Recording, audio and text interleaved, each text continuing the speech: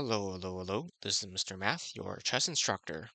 This video is going to be the first in a series of videos reviewing certain historical games that are either famous, instructive, or hopefully both. We'll be starting this series off with one of the most well-known classics, Morphy versus Duke. For some background information, this game was played in an opera house in Paris in 1858. Morphy was 21 years old and a young chess prodigy. He was American, but he had already by this age soundly defeated all the top players in the US who had tried to challenge him. Despite this, many of the top players in the world at the time were European, and although efforts were made, the European chess players at the time were unwilling to make the trip to the US just to play against such a young person. By comparison, those top European players at the time were well into their 30s, 40s, and even 50s. So, in order to challenge these greats and prove his skill, Morphy traveled to Europe himself. This game was one of the many games he played during his trip, of which he won nearly all of them. Although Morphy's opponent, the Duke of Brunswick, was by no means the strongest opponent he faced during his trip, the game is still remembered today for Morphy's clear and thoughtful application of chess principles to punish his opponent's mistakes. Before we go into the opening, let's quickly review the things that one should do and avoid in the opening. The three goals we've discussed in previous videos are controlling the center, developing pieces, and getting the king to safety. Two of the things we've talked about avoiding are removing the same piece twice, as well as pushing side pawns. Try to keep those concepts in your mind as we go through this game. Morphy played white in this game, and the Duke played black. Morphy began with the king's pawn game, and then knight f3. And already on the second move, we have a slight error from the Duke with d6. This opening is known as the Philidor defense, where black defends the e5 pawn with his other central pawn. However, there is already a slight problem with this move. Black blocked in his own bishop on f8, making it harder to complete the goal of developing his pieces. Of course, better would have been knight c6, defending the pawn while developing a piece, and retaining the bishop's ability to develop later. Another problem with d6 is that unlike knight c6, it wouldn't control the square d4, which of course Morphy immediately punished with d4. Now black's c5 pawn was attacked twice, and the Duke decided to defend it tactically with bishop g4, pinning the attacking knight. Despite this, Morphy played d captures e5 anyway. On first glance, this move is strange. If black plays d takes e5, white can't recapture on e5 due to the pin, and black also would get to free their bishop on f8. However, as it turns out, d takes e5 here would be a mistake. How can white still win a pawn if black plays this move? Pause the video, take a moment, and unpause when you're ready. So, black's rationale for not having to directly defend the e5 pawn twice, even though it was attacked twice, was that the f3 knight was pinned and therefore couldn't recapture. However, the piece that the f3 knight is pinned to is the queen on d1. And after both sides capture on e5, the queens see each other. And so in this position, white could have played queen takes d8 check, breaking the pin, and after king takes d8, knight takes e5 would now be playable, winning a pawn for white. Nice job if you saw that. So instead of recapturing, black was forced to play bishop takes f3, breaking the rule of moving the same piece twice in the opening in order to not lose a pawn. After queen takes f3, d takes e5, we see the outcome of black's initial mistakes. In addition to white's usual first move advantage, Morphy now also managed to develop his queen free. Although we are not yet out of the opening, Morphy now recognized that he could apply significant pressure to black's position with this one move advantage. He now played bishop c4, continuing his development, while also coordinating his pieces to attack black's weak f7 pawn, which was defended by only the king. The Duke responded with knight f6, developing while defending. And now Morphy saw a nice opportunity to combine two tactics, queen b3. This is not only a battery tactic, as the queen and the bishop line up to attack f7, but also a fork. b7 was attacked too. Now the Duke had to make a tough decision. Should he defend the f7 pawn or the b7 pawn? In the end, the Duke decided to play queen e7, defending the f7 pawn, but once again violating opening principles, as this once again reblocked the bishop on f8. Now, Morphy could have simply taken on b7 and won a pawn. However, Morphy was not only a very fundamental player, but also an aggressive one, and realized that after queen takes b7 check, Black would be able to force a trade of queens with queen b4 check, forking the king and the queen.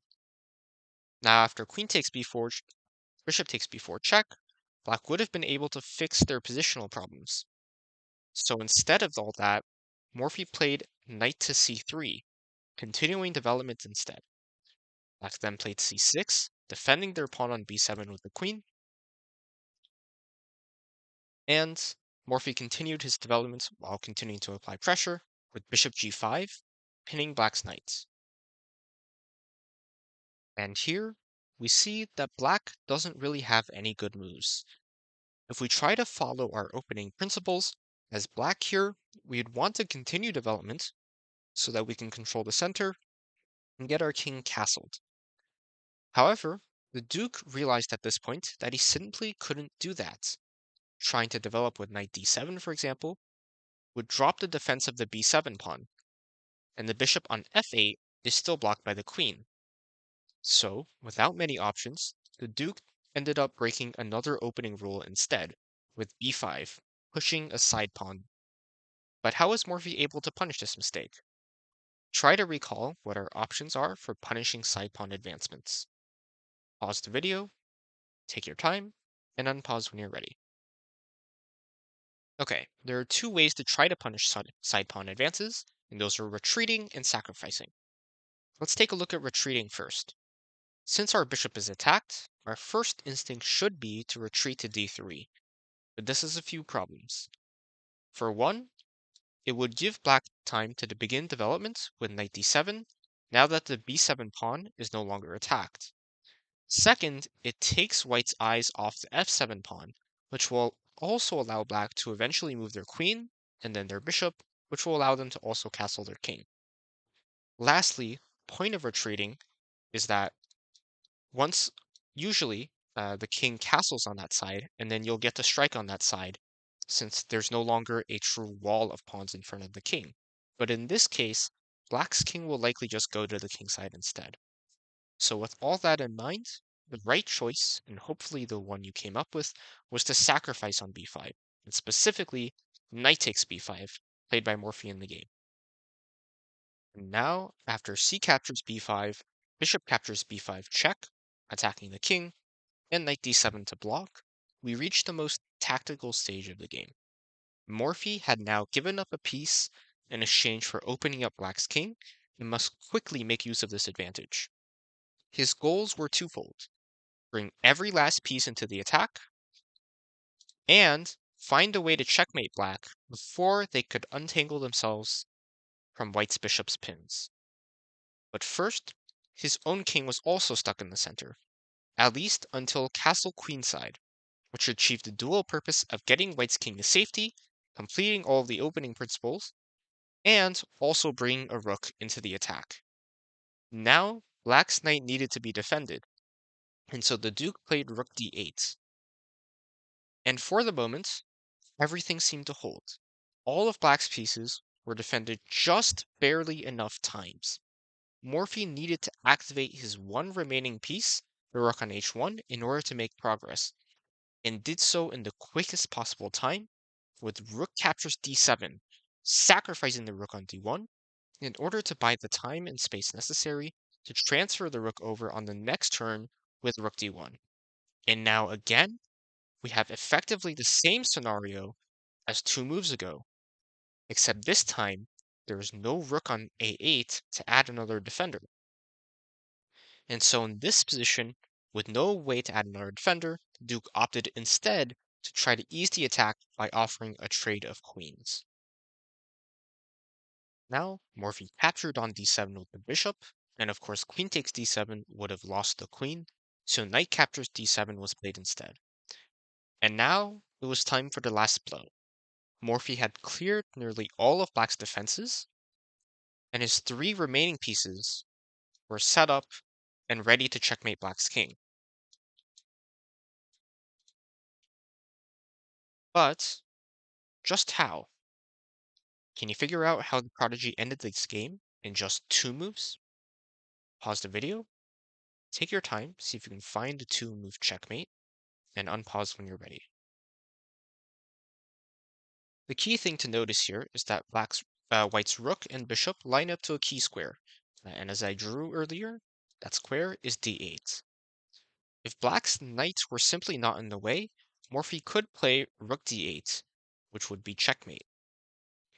That said, the knight of course is in the way, and as you may be able to tell by the title of this puzzle, White's and Morphy's method of clearing it was both stunning and simple. Queen b8 check, using the queen as a decoy to clear the d-file and deliver checkmate with rook d8. So that was the famous game, Morphy versus Duke. In summary, Morphy's victory was the result of a buildup of advantages stemming from his adherence to opening principles and his opponent's opening mistakes. He used these advantages to generate a spectacular and explosive middle game attack, involving every last one of his pieces and utilizing his knowledge of tactics to finish the game. If you want to learn more about openings or tactics, I've got videos on this channel dedicated to both of those topics. I hope you enjoyed the video, and I'll see you all next class.